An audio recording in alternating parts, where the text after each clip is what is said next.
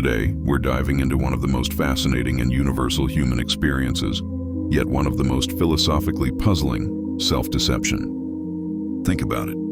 Have you ever convinced yourself you weren't tired, only to fall asleep 5 minutes later?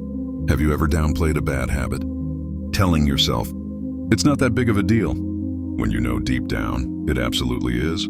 Have you ever stayed in a situation, a job, a relationship, long after the red flags were flying, because the story you told yourself about it was more comfortable than the truth?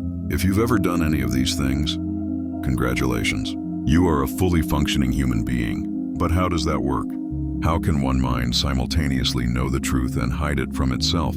It seems like a logical paradox. It's the ultimate plot twist where the detective and the culprit are the same person. For the next 30 minutes, we're going to be our own detectives. We're going to explore the philosophy behind this strange ability, why we do it, and what it might say about the very structure of human consciousness. Let's start with the paradox itself. On the surface, self-deception seems impossible. Deception requires a deceiver and a deceived. To be deceived, you must not know the truth.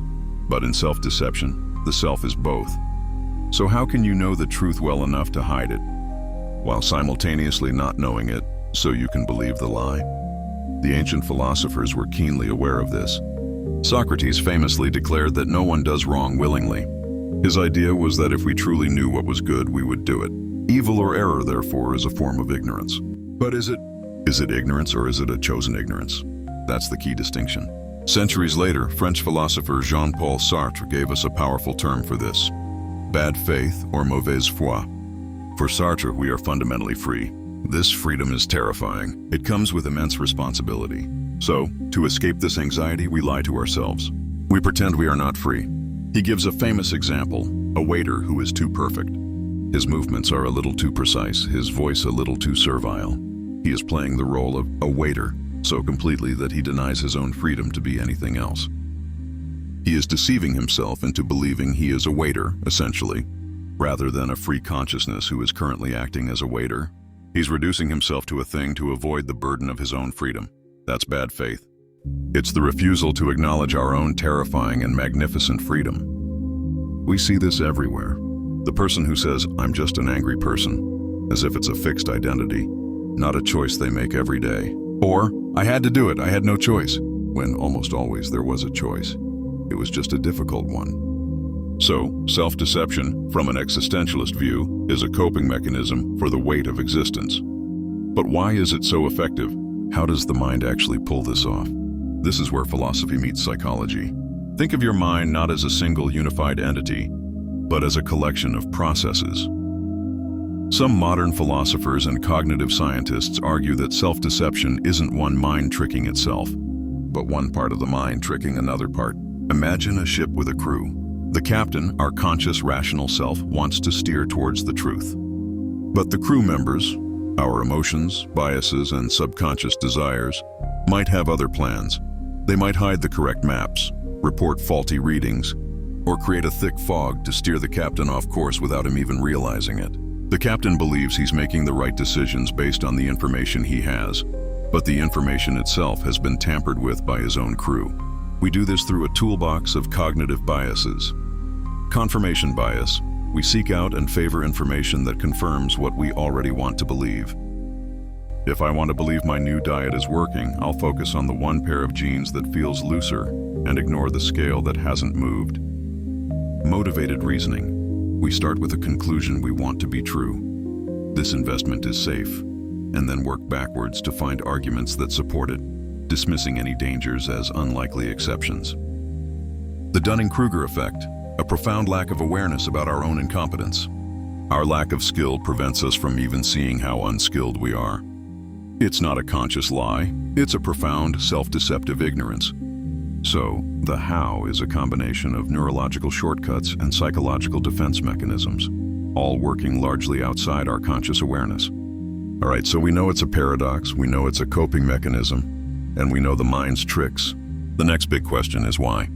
What's the evolutionary or functional purpose of something that seems so dysfunctional? This is the real kicker. Self-deception might actually be adaptive. It might have helped us survive. Think about it. If deceiving others gives you an advantage, you can bluff an opponent, present unwarranted confidence to an ally, then the most effective way to deceive others is to truly believe your own lie. If you don't show the subtle signs of lying, because you aren't consciously lying, you're more persuasive. So, the ability to bury a truth deep in your own subconscious might have been a social survival tool. It also protects our ego. Our sense of self is a fragile thing. To function, we need a coherent, mostly positive narrative about who we are. Constant, brutal, unimpeded honesty about our flaws, our mistakes, and our mortality would be psychologically crippling. A certain amount of self-deception acts as a buffer. It allows us to get out of bed in the morning, to try new things, to believe we are better drivers than we are, that our projects are more important than they might be. It fuels ambition and arguably even happiness. But, and this is a massive but, this comes at a tremendous cost. While a little self-deception might be the psychological equivalent of painkillers, a habit of it is like an addiction. It distances us from reality, and reality, however harsh, is the only playing field on which we can actually solve our problems. If I deceive myself into thinking my relationship is fine, I never address the real issues, and they fester until it explodes. If I deceive myself into thinking my health isn't at risk, I never make the changes needed to save my own life. If a society deceives itself about its history or its problems, it repeats its tragedies. Self-deception trades short-term comfort for long-term failure. It is the enemy of growth, because growth requires acknowledging a weakness in order to strengthen it. It is the enemy of authentic relationships, which are built on honesty, both with others and with oneself. So where does this leave us? Are we doomed to be liars in our own house? Not necessarily. The first and most powerful step is simple, yet incredibly difficult. Awareness. Just by talking about this, by thinking about it, we are shining a light into the fog. We can practice intellectual humility, the willingness to admit that we might be wrong. We can actively seek out disconfirming evidence for our most cherished beliefs. We can pay attention to our emotional responses. Often, a flare of anger or defensiveness when our beliefs are challenged is a sign that we're not just defending an idea, but a piece of our identity that's built on a fragile foundation. It's about moving from Sartre's bad faith to what we might call good faith. Good faith is the courageous act of acknowledging your own freedom and responsibility, even when it's painful. It's looking in the mirror and saying, I chose this, I am choosing this, and I have the power to choose differently. It's a lifelong practice. We will never be completely free of self-deception. The mechanisms are too deep, too primal, but we can become better at spotting it. We can learn to question our own narratives. The goal isn't to achieve some impossible state of perfect self-knowledge.